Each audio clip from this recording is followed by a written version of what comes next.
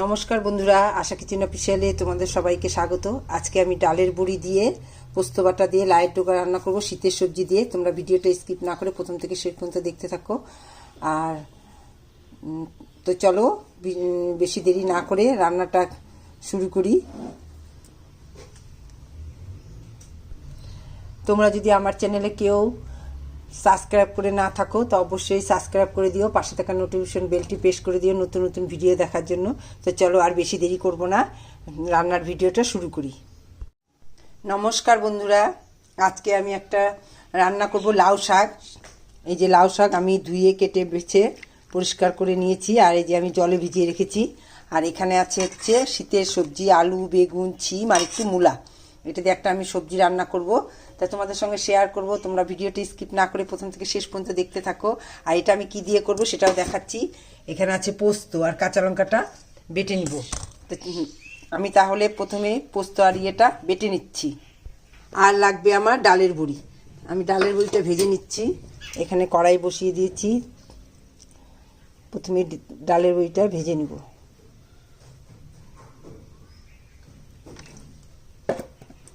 এবার ডালের বড়িটা দিয়ে দিচ্ছি। খুব তাড়াতাড়ি হয়ে যায়, তাড়াতাড়ি নেড়ে নামিয়ে নিতে হবে। হয়ে গেছে। এই তেলের মধ্যে আর একটু তেল দিচ্ছি। এবার দিয়ে দিব একটা শুকনো লঙ্কা আর দিয়ে দিব কালো জিরা। শুকনো লঙ্কাটা লাল হয়ে গেছে। এবার দিয়ে দিচ্ছি আলুটা। এবার সমস্ত সবজিটা দিয়ে দিচ্ছি।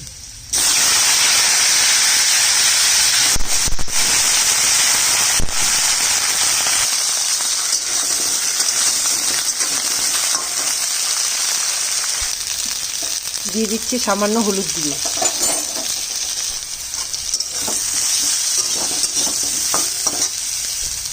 এবার লাউ শাকটা দিয়ে দিব।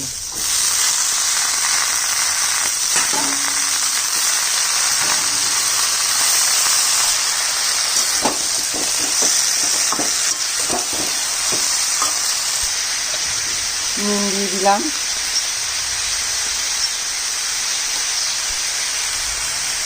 নুনটা দিয়ে দিলাম।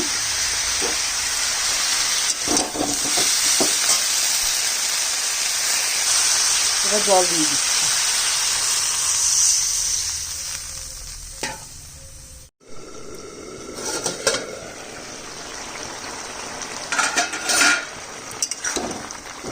সেদ্ধ হয়ে গেছে। এবার পোস্ত বাটাটা দিয়ে দিচ্ছি।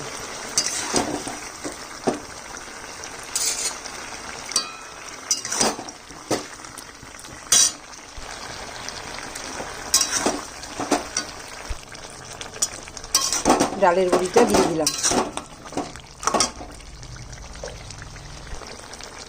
পোস্ত বাটা দিয়ে লাইয়ের ডোকা শীতের সবজি দিয়ে ডালের বড়ি দিয়ে রান্না আমার কমপ্লিট।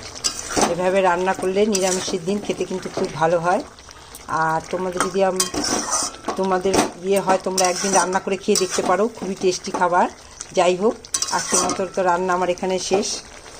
এভাবে রান্না করে খেয়ে দেখো। টাটা। তোমাদের যদি আমার এই রান্না ভালো লাগে তো অবশ্যই একটা লাইক, শেয়ার, কমেন্ট করো।